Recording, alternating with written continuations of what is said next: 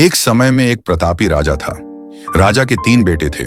उन्हें सुयोग्य बनाने के लिए राजा ने उनकी शिक्षा दीक्षा की सर्वश्रेष्ठ व्यवस्था की।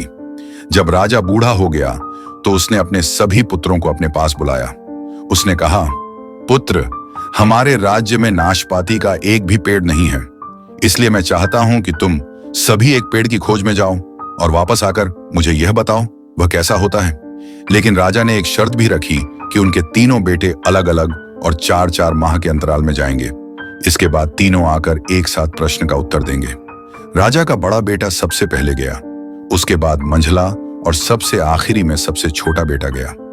सभी अपनी अपनी खोज कर पिता के पास वापस आए। राजा ने सभी से बारी बारी से पूछा कि बताओ वृक्ष कैसा होता है।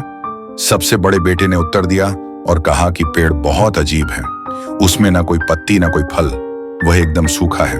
यह सुन तुरंत ही मंझले बेटे ने कहा, नहीं तो वृक्ष तो बहुत हरा भरा है, लेकिन उसमें फल नहीं है, बस यही एक बड़ी कमी है।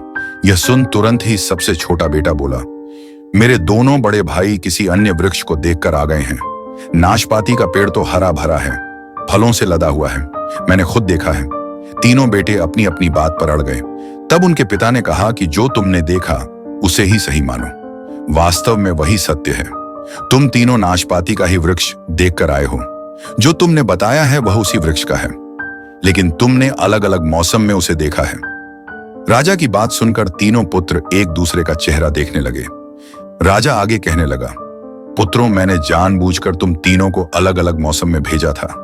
ऐसा मैंने तुम्हें जीवन की एक गहरी सीख देने के लिए किया था। राजा ने अपने बेटों से कहा कि आज वो उन्हें 3 बातें बताएगा जिससे उन्हें जीवन की सीख मिलेगी। व्यक्ति के बारे में राय जल्दी नहीं बनानी चाहिए। हर मौसम हमेशा एक सा नहीं रहता। ऐसे ही जीवन के उतार चढ़ाव में सुख दुख, सफलता असफलता का दौर आता है। विवाद में तब तक नहीं पड़ना चाहिए जब तक आपको दूसरे के पक्ष के बारे में न पता हो। दूसरे का पक्ष सुनना बेहद जरूरी है।